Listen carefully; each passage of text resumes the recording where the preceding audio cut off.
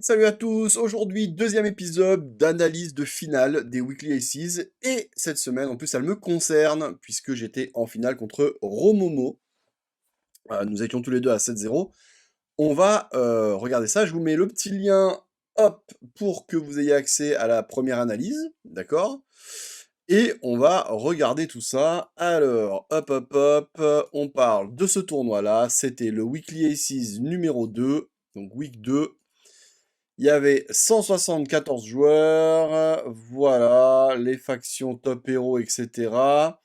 Et donc, une finale, Romomo contre moi-même, nous étions tous les deux à 7-0. Alors, on ne savait pas à ce moment-là que ça allait nous qualifier pour le Season Qualifier, hein.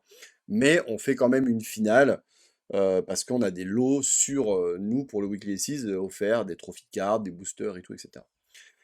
Maintenant, les deux sont en perfect run. Il a été compté rétroactivement, pardon, par Equinox, et c'est très bien. Donc voilà, on a eu nos qualifications sur cet event-là. Mais donc, à la fin du tournoi, il n'y a pas de huitième monde qui se lance. On fait jouer une finale entre les deux joueurs à 7-0. Et donc, eh ben, c'est ce qu'on va regarder. Alors, il jouait Trest, donc j'ai perdu. Voilà, c'était cette game-là. Tac, tac, tac. C'est parti. Alors, comme d'hab, je ne bosse pas les matchs avant de les commenter, d'accord? J'essaye de regarder, de découvrir le truc, même si c'est moi qui les ai joués. On voit qu'on était, comment dire, contre un Trest, donc c'est très... déjà, c'est mal parti, quoi. On va pas se mentir, le match-up contre Trest est très mauvais pour Sigismar. Et donc, bah, allez, on va regarder un petit peu ce qui s'est passé. Alors, attendez, hein. Hop, évidemment. Voilà, donc attendez, je regardais si je m'assure que vous soyez bien, que ce soit bien cadré. Ouais, c'est bon. Et donc, on a ça en main. Qu'est-ce qu'on garde là-dessus? Donc, de manière générale, je garde pas les licences withdrawal contre Trest. Je préfère, si je dois les jouer, bah, les piocher plus tard et dégager soit soit une station, soit un Anansi Effect, mais c'est nul, enfin, c'est pas assez efficient. Là, clairement, je pense que j'ai dû virer les deux licences withdrawal et probablement la spy. Le Sandman, il est pas très bon là, en vrai. Faudrait, pour que le Sandman soit bon, faudrait garder Sandman, ça, ne jouer que sa tour 1. Pour que le tour d'après, on fasse ça into Sandman. Mais du coup, on passe à 3 cartes en réserve, c'est pas bon. Je pense que j'ai... Bon, déjà, j'ai gardé la troupière, c'est sûr. J'ai gardé le Templar, c'est sûr. J'ai dû garder... On va garder le Sandman, on va pas le jouer. Je sais pas, franchement, c'est close, mais... Je pense que le Sandman est quand même mieux. Lordi Spy contre 13, c'est ok, mais on l'aide, quoi, hein, parce qu'il gagne le token, évidemment. Donc, bon, on a viré les deux licences withdrawal. Et on a gardé, ok, le Sandman, d'accord, avec peut-être l'idée, bah, du coup, de le jouer plus tard, hein, ce qui n'est pas mauvais de le jouer plus tard, hein, évidemment, hein. Ok, allez, on part là-dessus. Alors là, les débuts contre Trest, on peut vraiment partir sur 50 milliards de trucs différents. On peut slam le Templar d'un côté aussi, on se fait punir que par la 1-3-3 qui met la 2-2-2 en réserve. C'est le seul truc qui nous punit. On peut se dire, bah, le but c'est d'essayer de passer vite, donc on fait une 1-1 ici, et là où il joue, on va mettre la Sandid, comme ça il doit jouer deux cartes. Peut-être qu'il les a pas les deux cartes, si par exemple il fait un Havre, il aura pas. Donc il peut vraiment y avoir plein de trucs, mais bon. Bon voilà, ça c'est embêtant. Et donc du coup là j'ai. Voilà, par contre, je pense qu'on peut passer en vrai. Oui, on passe là, oui, voilà. Ok. Ok, bon, ça va. Pour le moment, je suis content là d'avoir passé en vrai. Et donc, alors, en plus, ça joue Veikeux. Ok, d'accord, c'est chiant pour nos futurs Jack Frost, mais bon, très bien. Un partout ici. C'est pas forcément sur ce tour-là qu'on veut faire 2-1 ou 2-0, hein. On peut tour 1. Si on a Troupière rare, into Gargouille, ça peut faire mal. Mais là, c'est pas le cas. Bon, là, évidemment, on va virer un Sandman. C'est beaucoup trop de... Voilà, ça je suis assez d'accord. avec moi-même, c'est cool. Alors, qu'est-ce qu'il fait? Il faut peut-être que je clique pour voir. D'accord, alors ça ravitaille quoi ça? OK, ça a ravitaillé Amélia, très bien. Alors, là, bah, je pense qu'il faut c'est vraiment pas ouf, mais soit on fait Ugly Duckling into, Sandman. Je pense que c'est ce que j'ai dû faire, hein, parce que jouer le Templar, là, comme ça, c'est vraiment pas fou. Soit on fait Templar à droite et on garde le Duckling pour, gauche ou droite, mais c'est pas dingo. Soit on est ambitieux et on fait Duckling à gauche et on tente de faire Sandman sur le Duckling, comme ça ouais, voilà, Duckling à gauche, dans l'idée de faire soit Sandman ou soit ça à droite. C'est pas mal en vrai. Bon, là, du coup, maintenant qu'il fait ça, bah, ça devient un peu nul. Ah non, merde, le Sandman à droite, je dis de la merde, on n'est pas du tout dans les bobos. Non, non, je dis n'importe quoi. Ok, non, non, bon, bah, c'est ça, in tout ça. Alors là, on peut pas passer. Il faut jouer ça ici, là, du coup. Ok, d'accord. Ok, ok, ok. Oui, j'avais pas vu les biomes, my bad. Vous voyez pourquoi? C'est vraiment pour vous montrer que je prépare pas. Il met la station, d'accord. Bon, bah là, concrètement, là, en gros, on a quasiment déjà perdu la game, en fait. Sigismar enfin, en tout cas, mon Sigismar et 99% des Sigismar ont rien pour gérer ça et ça. Enfin, en tout cas, la value que va générer ces deux cartes-là, de toute façon, Stealth Chance, c'est vraiment trop fort. Là, en fait, en gros, j'ai quasiment déjà perdu la game. Je dis ça parce que j'ai pas pris d'avance, quoi. Si jamais j'avais un d'avance, on aurait peut-être pu faire 1-1 jusqu'à la fin, quoi. Mais là, en gros, je sais que j'ai déjà perdu, je pense. Quand il fait ça, c'est quasiment déjà fini, là, en vrai.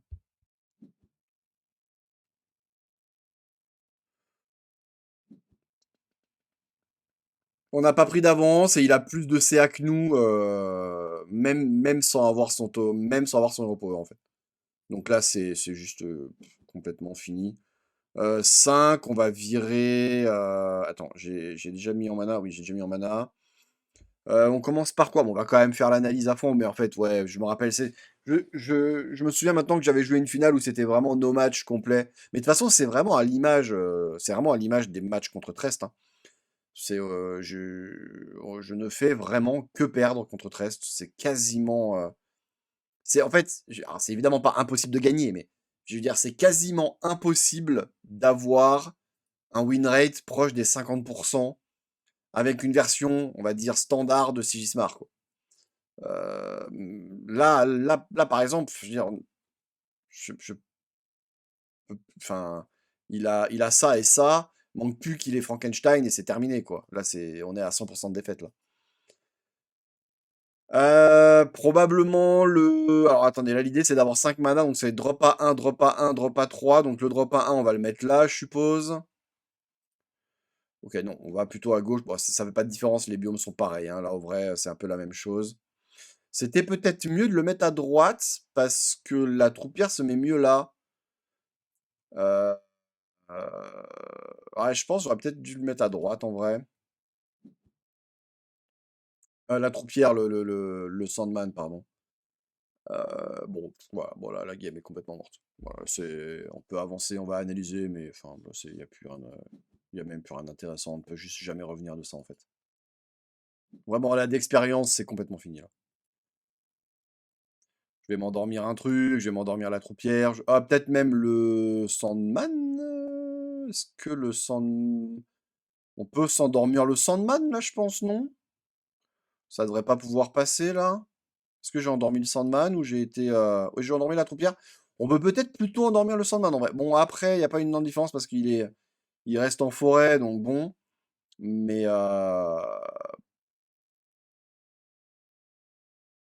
peut-être que c'est mieux le Sandman, là, pour le coup. Ok, vas-y. Bon, maintenant il a son pouvoir, voilà. Là, c'est vraiment triste, hein. C'est vraiment, vraiment, vraiment triste, parce que là, on peut juste plus rien faire, en fait. Ah, bon, là, la deuxième, allez, hop. Ouais, ok. Je me souviens de cette finale. Bon, elle est malheureusement pas très intéressante. Je la montre quand même, d'accord, hein, pour vous montrer le no match que c'était, parce que c'est une finale et on analyse, mais là c'est... Et vous voyez ce que je vous dis, alors ce qui peut être intéressant, c'est que par exemple, on peut revenir sur le choix de la main de départ, où je n'ai pas gardé retrait de licence. Mais là, il faut bien comprendre que retrait de licence, c'est nul en fait. On va perdre 3 mana pour détruire ça, qui a déjà été utilisé certainement le tour où il le pose. Enfin, c'est trop cher, c'est vraiment trop cher. À la rigueur, si on avait le retrait de licence rare dans le deck, on pourrait peut-être imaginer une certaine utilité, mais on n'a pas la place pour les rares. Et le problème de retrait de licence rare, c'est qu'évidemment, il ne détruit pas les ruches et les permanents qui coûtent 4 plus, genre festival et tout. Donc c'est vraiment, vraiment problématique en fait. Plus de 4, donc c'est vraiment problématique.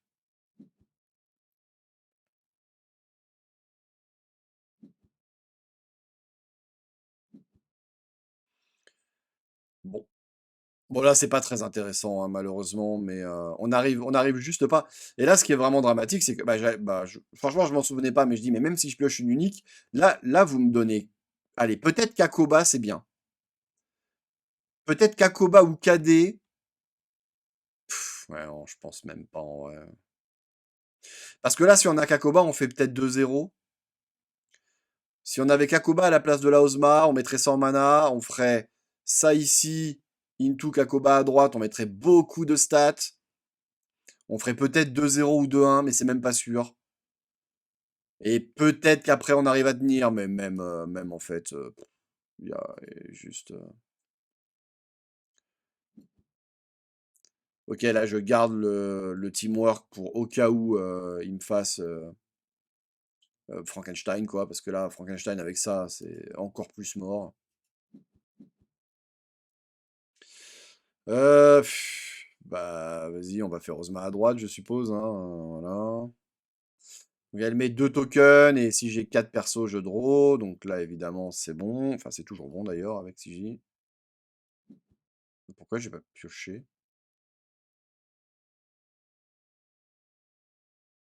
Ah d'accord, c'est buggé.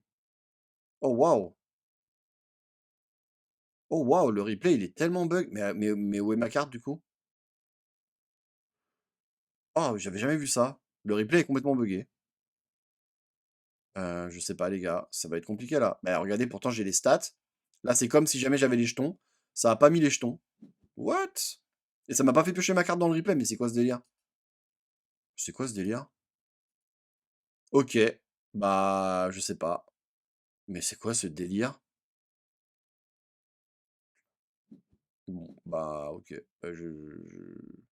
Mais comment c'est possible que ça ne me fasse pas piocher ma carte dans le replay? Ça a bugué sur les jetons et sur la carte, quoi. Genre la Ozma n'a rien proc. Mais pourtant, on voit les stats, vous avez vu? J'ai 3, c'est comme si jamais j'avais les deux jetons qui étaient du bon côté. Bon, de toute façon, cette finale ne va pas être très intéressante, désolé. J'ai pas prévu d'autres vidéos de toute façon dans la journée, mais il faut qu'on review toutes les finales, hein, mais est-ce que je vais avoir la carte à un moment donné dans la main? Peut-être qu'on la voit pas là, mais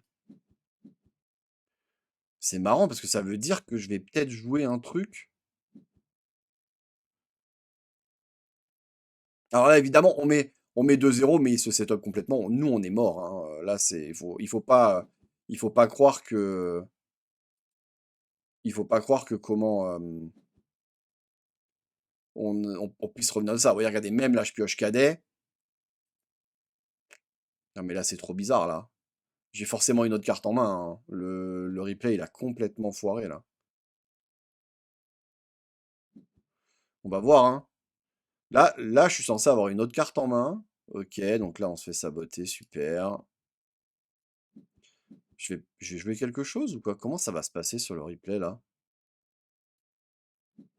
Ok. Et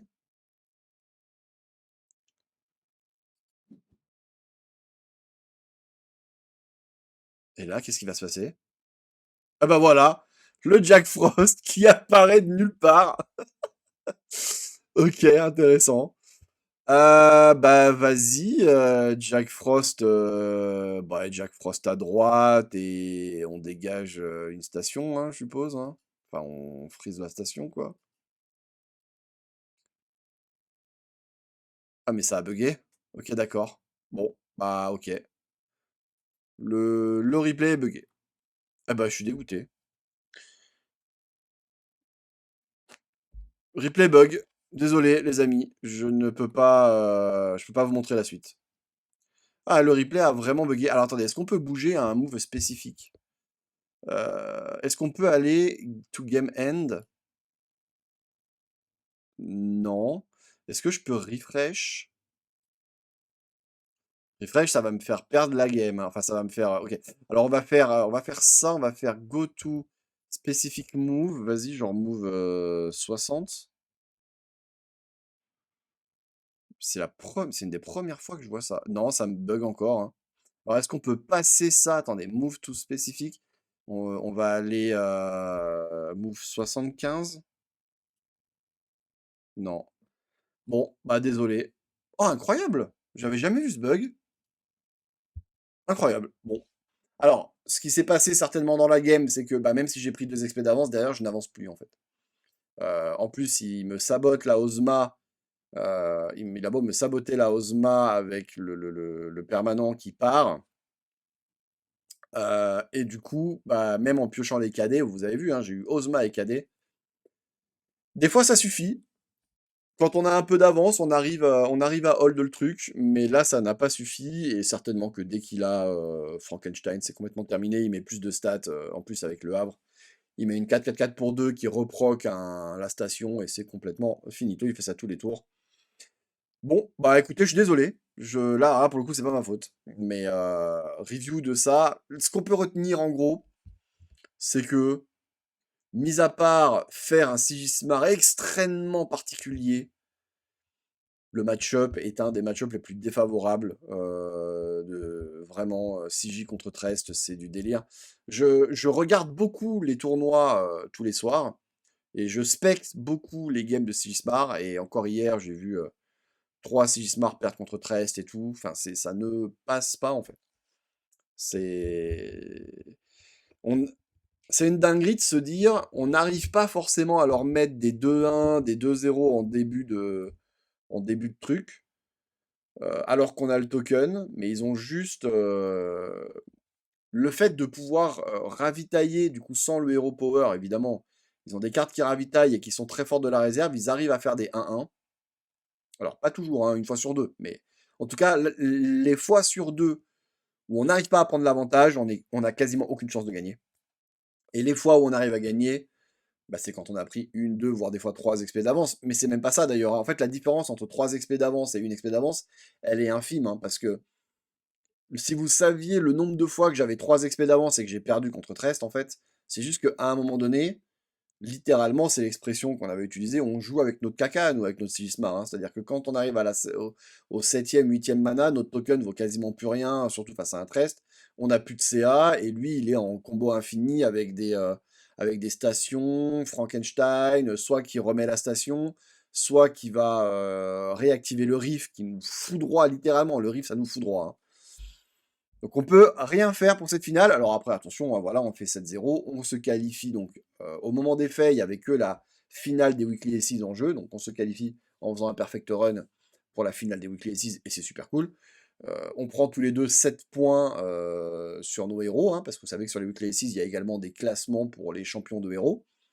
Donc lui prenait 7 points pour Trest et moi 7 points sur Sigismar, donc ça c'est super cool. Et mais bon, voilà, c'est vraiment très très très très très très très dur de s'en sortir contre Trest. La bise à tous, ciao!